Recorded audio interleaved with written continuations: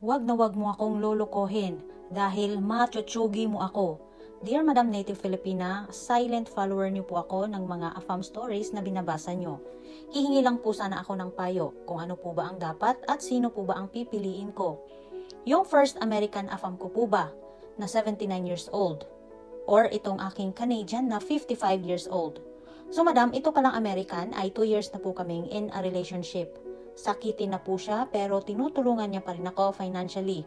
Wala pong kasiguraduhan na pupunta siya dito ng Pilipinas. At ito naman pong si Canadian ay 1 week na po kaming magka-chat. Pinadalhan niya na ako ng pera, hindi naman masyadong malaki, pero okay lang yun sa akin. 55 years old na po pala si Canadian. Nagbabalak na rin siya na i-meet ako dito. Sa palagay mo po ba seryoso siya? I don't know madam.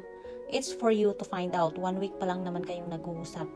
Everyday po kaming nag-uusap madam at everyday niya rin akong tinatawagan. May pagkasiloso nga lang po siya pero mabait naman. Meron siyang pakiusap sa akin. Ang sabi niya pa, never ever cheat on me, cause it would kill me. Yan po ang sinasabi niya sa akin. Naguguluhan po ako kung sino sa kanila ang pipiliin ko. Payuhan niyo po ako madam at maraming salamat. Ngayon po ay kinikilala ko pang mabuti si Canadian, pero mas bet ko po siya. Bata pa kasi at nagbabalak na katagpuin ako dito. Meron din siyang pahapyaw na mga plano. Ang sabi niya pa, we will decide together soon. Hello Madam Letter Sender, thank you for sharing your problem. Well, ano pa nga ba ang masasabi ko? Sounds like may choice ka na kung sinong pipiliin mo. Well, go for it. Mas bet mo si Canadian dahil mas bata pa at may pahapyaw na plano kahit 1 week pa lang kayong nag-uusap. And also, dama mo na rin ang pagiging seryoso niya compared dito sa Old American na 2 years na po kayong LDR tapos sakitin pa. Sender, I know pagod ka na sa kahihintay kay American. Kaya ka nga naghahanap ng reserva, di ba? Tama ako?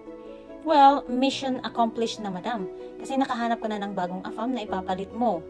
And kung sure ka na wala talagang chance na magkita kayo ng Amerikano, then why not mag-stick ka na dyan sa Canadian mo? Sabi mo nga siloso at may pahabol pang machuchugi siya kapag ikaw ay nagloko. Huwag mo nang paabutin sa puntong magkabukingan pa kayo. Para na din fair doon sa kawawang Amerikano, magsabi ka na lang ng totoo na pagod ka nang maghintay. Magpasalamat ka na lang sa mga naitulong niya sa'yo. At least wala kang kinakabahang magkakabukuhan na maaring ang dulot nito ay parehas kang hiwalayan ng dalawang AFAM na yan. Para na din also makatulog ka ng maayos sa gabi dahil wala kang pinapaasang AFAM. Letter sender, huwag kang manghinayang sa paayuda ni Amerikano. Isipin mo na lang na malaking tulong din yun sa kanyang gamutan kasi nga diba sakitin siya. Isa pa, baka nga dahil ang pagiging sakitin niya ay isa sa dahilan aside from maybe financial problem kaya hindi kanya magawang mapuntahan. Isipin mo sender, pag nakalanding yan ng Pilipinas, 50-50 yan. Baka hindi makasurvive sa klima natin na sobrang init. Baka matsugi pa yan sa iyong harapan. Panigurado kasi na mahina ng resistensya niyan. Kasi ba't naman sobrang tanda madam eh. Parang ang mangyayari niyan, caregiver diretso ang iyong kababagsakan. Mga madam, kung pipili tayo ng AFAM, sana yung maayos pa naman. Hindi yung sobrang tanda na nga sakitin pa. Ay naku, bahala kayo, buhay nyo yan. By the way, sender, feeling ko ha, itong AFAM Amerikano, wala talagang balak na ikaw ay puntahan. Kasi sa edad niyang yan, may hinala akong naghahanap lang yan ng makakausap online.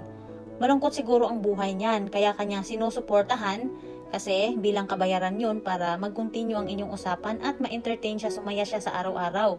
Sa edad niyang yan, feeling ko hindi na niya iisipin pa na makipagseryosohan at humantong sa usaping kasalan, no?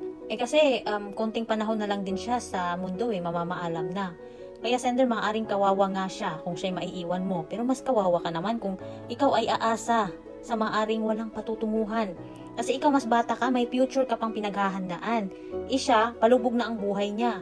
Hindi magtatagal, magkaka-Alzheimer's na yan. Makakalimutan ka din niya, pati na ang sakit na idinulot mo sa kanya.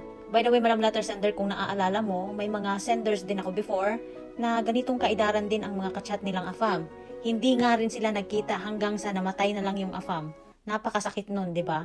So, ayokong matulad ka sa ganitong sitwasyon. Kaya may choice ka na ngayon, napalitan na ang iyong Old American dito sa bagong mong Canadian. I know, letter sender, it's too early to say kung seryoso ba talaga ang Canadian na ito.